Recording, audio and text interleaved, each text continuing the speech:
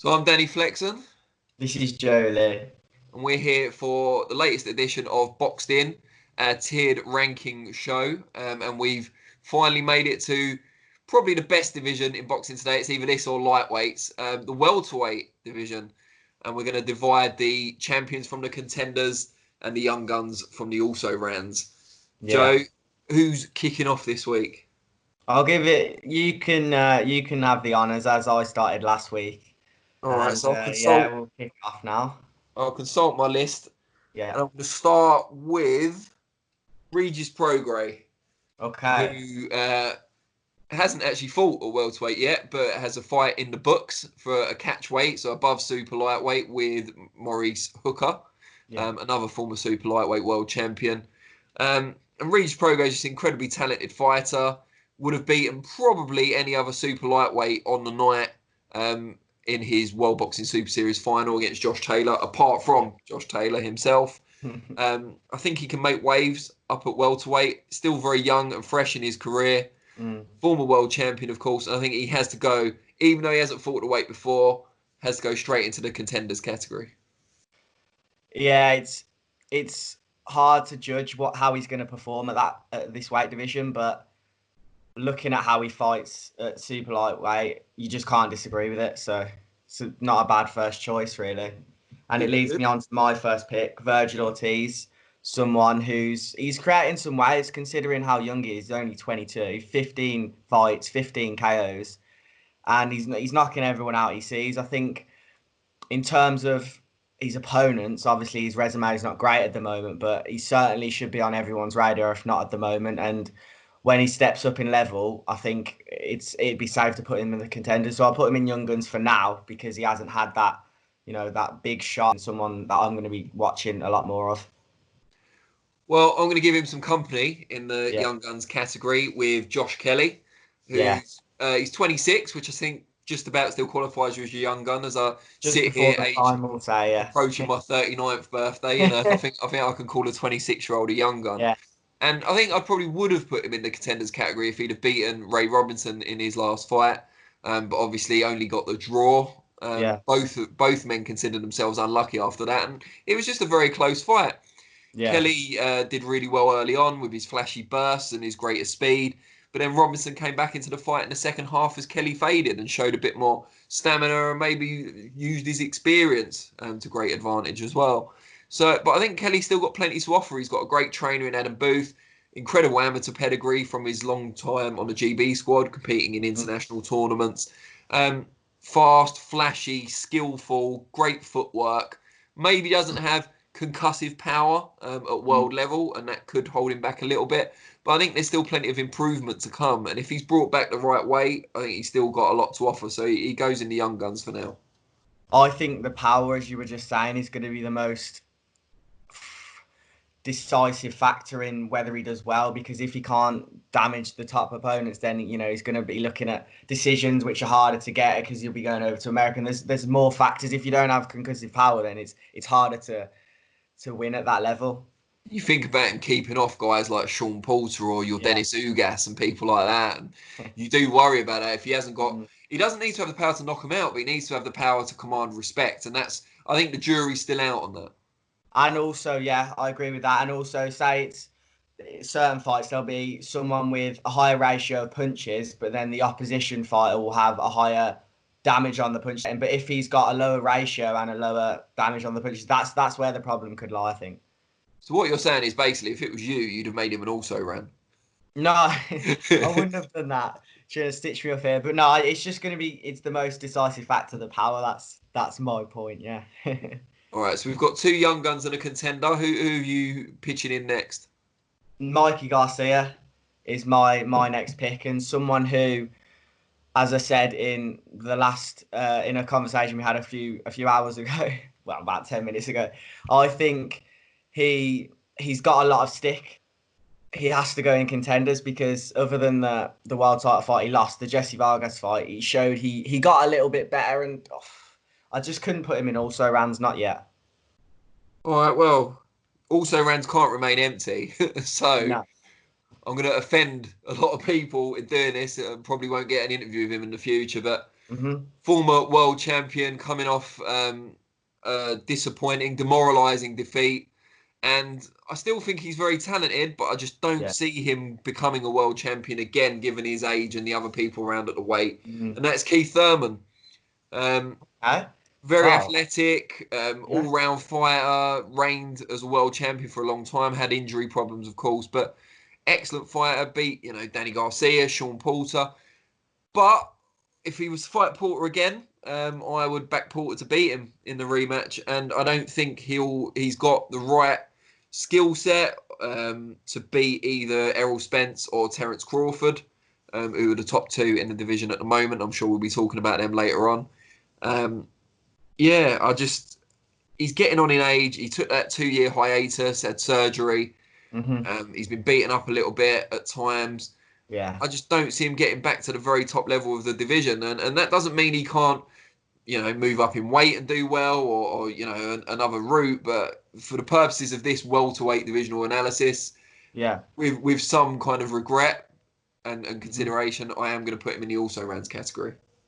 Fair play, and you might have to retract the statement about no also rans, because I'm gonna give him some company here with Amir Khan. I mean, there's not much to say, and we could say it quickly and get it over with. The guy, for me, when he quit against Terence Crawford, that for me was him saying he doesn't want to fight anymore. Like, don't get me wrong, I haven't been punched in the nuts by Terence Crawford, but for me, Have a you lot not? of fighters would carry on there, and yeah, I saw that for me as, he's lost the spirit inside him and lost the hunger, lost the fire, and I can't see him beating. I couldn't even see him beating Pacquiao and nor Spence nor any of the other world champions right now. I couldn't see him being a contender at all, really.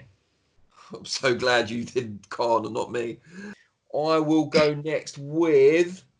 Wow, did I not get either of the champions then? Jesus. All right. I will go with Manny Pacquiao, and I'm going to put him in the young gun. No, I'm joking.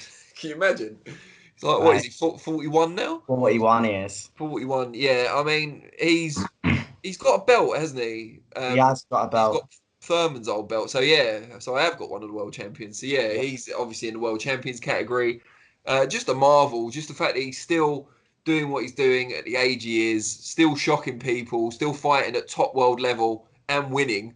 I think a lot of people thought his career was over when he lost to Jeff Horn out in Australia, and that's several years ago now. Yeah. So yeah, just there's not much I can say about Pacquiao that's not already been said. State Yeah. senator, national hero, one of the best boxers of all time, 6-weight He's world champion for me, 8 weights for some people. Just an yeah. incredible talent and crossover star.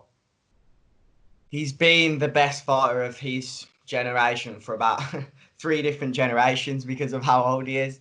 But you can't not in every single one of them, but he's certainly, when you fight him, he's to a lot of people the best fighter of his generation, obviously.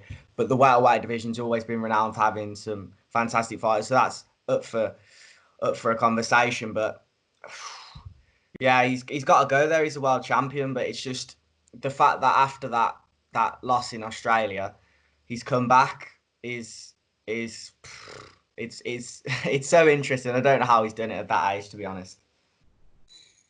Good stuff. So Yeah, who have you? moving on for me. First of the two world champions I have, Errol Spence, and world champion category. There's no conversation to be had there, but it's all about what he's going to do when he gets back from injury, and is he going to be at that same level? For me, he's going to have a license if he's going to fight, so there's going to be a certain level of, well, he has to be healthy, so there's not going to be as much impact as I think people will think. I think if he has I think he needs a warm-up fight just because of how long he's had off, but I think if he's got license to fight, I think he'll be all right. And I think he's strong, man, and I think he'll be back at the top and retain the He belt. says he doesn't want a warm up though, does he? I saw on I social know, but media he's been quoted as saying, "Nah, forget it. I don't need any of that." It seems a bit naive. it sounds like typical Spence to me. But for me, I think it's best off purely because if you've got a big fight ahead of you, then you've got more questions. You got, can he win? Can he return from the crash? Can he do this? Can he do that? But if you have one fight just solely to get rid of the doubters and talking about the crash and is he going to be as good as he was, just to get that out the window, handpick an opponent, I think that's probably the safest option. But then again, it's Errol Spence. You know, he does what he wants.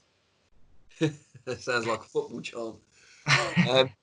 All right, so next for me is someone who's crossed paths with Errol Spence and pretty much every other top welterweight of his generation. That's Sean Porter. Yeah. And I think he has to be in the contenders category. I don't think you can ever really rule him out. He's never had no one's ever beaten him clearly.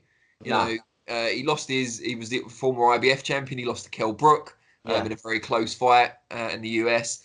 And then he since lost to Thurman in a close fight, pushed him all the way. Lost to Spence in a close fight, pushed him all the way. Beat Danny Garcia for the WBC belt. Just a really tough guy to fight, I think. Underrated cleverness about some of the things he does on the inside. He can fight, he can use the jab, but he doesn't always have that much success when he does. But very good amateur, likes to show he's still got those technical skills. But just at his best when he fights like a real buzzsaw, harries and bullies fighters, good body shots and uppercuts, and some of the more dirtier tricks in the playbook as well. I think that's one of the reasons why you can't count him out just yet as well, because he's always in such entertaining fights that, you know, people are going to be more interested in booking it and it's going to make more money and whatever. So I think that's, you know, also accounts to why you couldn't put him in also round yet. And I think he's still a contender as well. That's a good shout, that one.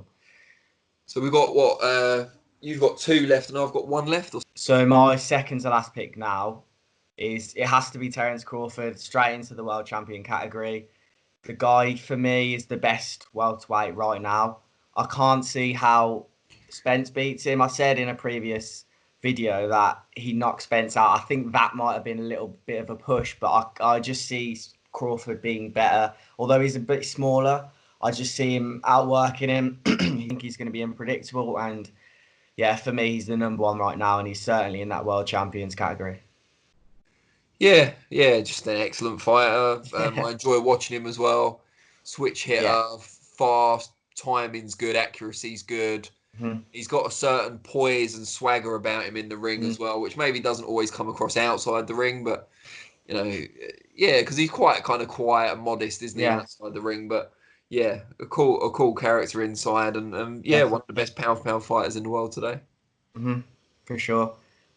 All right, so my final pick is Danny Garcia, who is being lined up to fight very soon, we think, after the lockdown ends, in yet another big fight.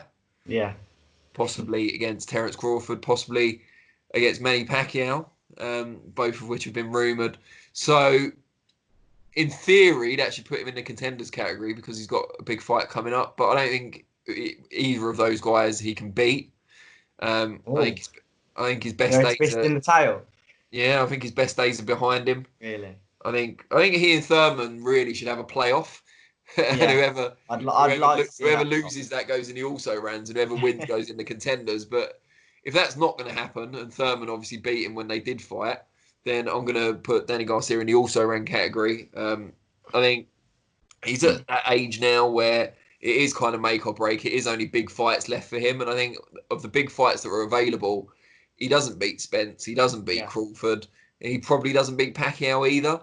And if you can't beat, even though Manny Pacquiao is a phenomenon, if you can't beat Pacquiao at 41 when you're much closer to your physical prime and he's not even the best welterweight in the world at the moment, you're not going to win the welterweight world title in 2021. So yeah, I mean, it's a good level. It's not an easy decision, but I think that's where he belongs at the moment.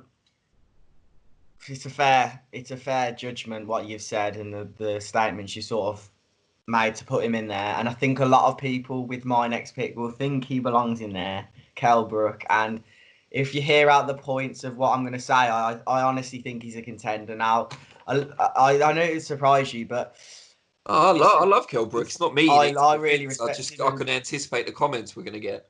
Yeah, and no, but I just really respect him. And I think, of course, he's beat Sean Porter. He's had 2 really tough losses. And I think those 2 losses for me kept that grit inside of him. That fire is like, when I still watch interviews you've done with him over the last few years, he still has it burning. And for me, before the DeLuca fight, was everyone saying he had to get him out of there? Yes. Did he get him out of there? Yes. Don't get me wrong. He didn't do it in 2 rounds. He didn't knock him out. It wasn't like the best performance ever.